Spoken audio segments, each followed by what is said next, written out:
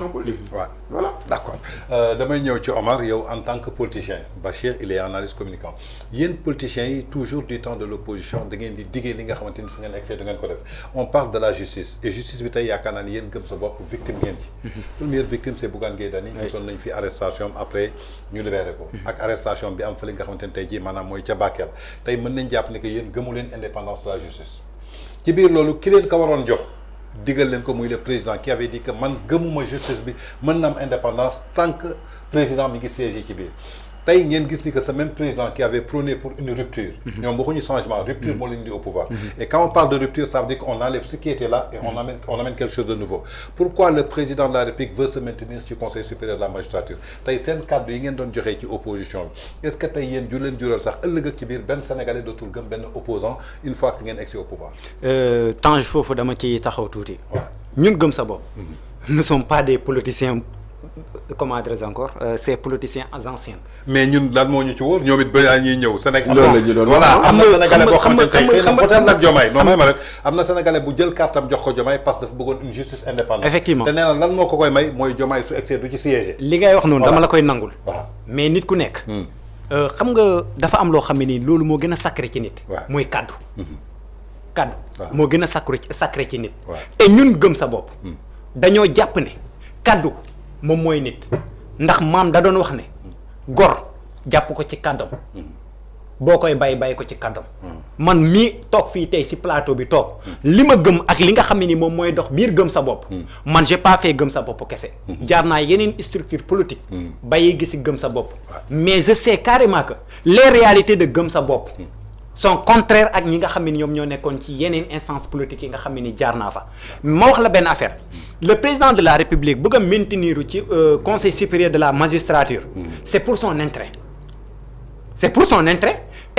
et l'intérêt du premier ministre Ousmane Sonko temps tey boo xëyoon suba ñu ne la ne ñi nekk conseil constitutionnel dindi lañ leen fa bu mu la bett de boo xëyoon suba ñu ne la ñu nekk conseil constitutionnel dindi nañ leen fa. seen mandat jeexagul. waaw bu mu la bett. ma tegal la ci beneen. Kii di ministre de la justice. boo déggee remaniement bii di ñëw bokk ci bu mu la bett. ñaari moom man maa la koy wax. léegi nag ma ñëw ci. non ministre de la justice mën naa gëm mais bu conseil constitutionnel moom mën na. parce que ñooñu mandat ma leen fa bàyyi. non fu mu toll nii on va faire une cour constitutionnelle. cour constitutionnelle. mais quand on fait une cour constitutionnelle. ça veut dire que de fait. on supprime tout le conseil constitutionnel on nomme de nouveau. voilà voilà moom d'accord ak ñu. voilà non ci cadre boobu laay ñëwee quoi. suñ ko mënoon moom Badio Camara du fa des Bassirou Gueye du nekk OFNAC. mandat bay leen fa téye. léegi aspect conseil supérieur de la magistrature ak justice bi. waaw mais président de la république kan moo ko fi njëkk a saaga. ban président. président Bassirou Diomaye Faye. kan moo ko fi njëkk a saaga benn waaye buy wootee boppam militant Pastef. militant Pastef mais Guy Marius Sagna nee na bokkul Pastef. waaw mais bi mu taxee ba léegi ma wax xanaa tey la Guy Marius Sagna mën na wax ne kooku bokkul Pastef. mais bi mu ko liyee ba pare kan moo ko ci woo wóolu. ani Assane Diouf kenn woowu ko. Assane Diouf dañ ko jàpp. li booy balee wax est-ce que Assane Diouf wax na li. déedéet Assane Diouf de day fen la wax. loolu kese la kii nag saa kii dafa tibb dagg ndey. dafa dëgg saaga ndey. waaw tey loolu yëpp tey nekk ay fait le président Bougane Gueye Dany lan lañ ko jàppee dem Bakel. waaw yóbbu ndimbalam. 8 milliards yu ñu dekkee. ak weddi le premier ministre aussi. ah premier ministre dafa wax ay chiffres mu weddi ko mu contesté ko. mais chiffre c'est pas vrai premier ministre Ousmane Sonko ñëpp xam nañ ne bu nekkee wax dëgg kese bu nekkee mu ngi koy wax bëriwul. temps ren gis nga poisson d'avril da doon bëri est-ce que gis nga poisson d'avril am ren. su amee c'est inutile c'est inutile moom. c'est inutile ngay def poisson d'avril. c'est vrai de poisson d'avril c'était pour dire le contre-vérité. Ouais. te tey ñi nga xam am nañu un premier ministre boo xam ne nii moom il est au top. donc c'est pas la peine de faire des kii nii des poissons d'avril. léegi président Bougane Gueye Dany jàpp nañ ko fi Bakel ñoom ñu joxe ay chiffres ne yóbbu nañ fa 8 milliards. vous êtes journaliste. laaj leen waa Bakel ndax jot nañ 8 milliards yi.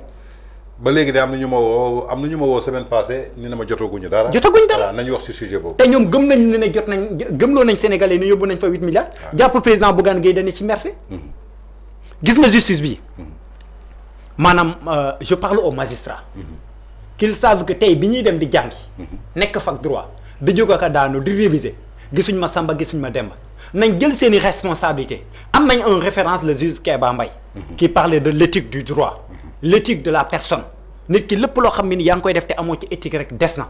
donc nañu remettre nañ delloowaat foofu seen xel yi xam ne carrément que ces hommes politiques dañuy dem ñoom dañuy rester ils vont continuer à être juges.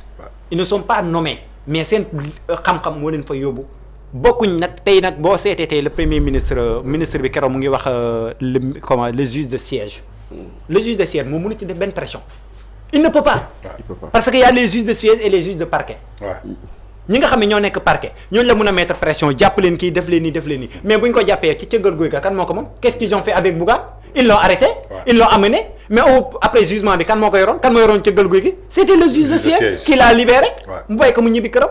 nañ xam ne keroog moo tax kii bu mu wax ne on ne peut pas mettre la pression sur les juges de siège. loolu c'est extrêmement grave grand. baal ma c'est-à-dire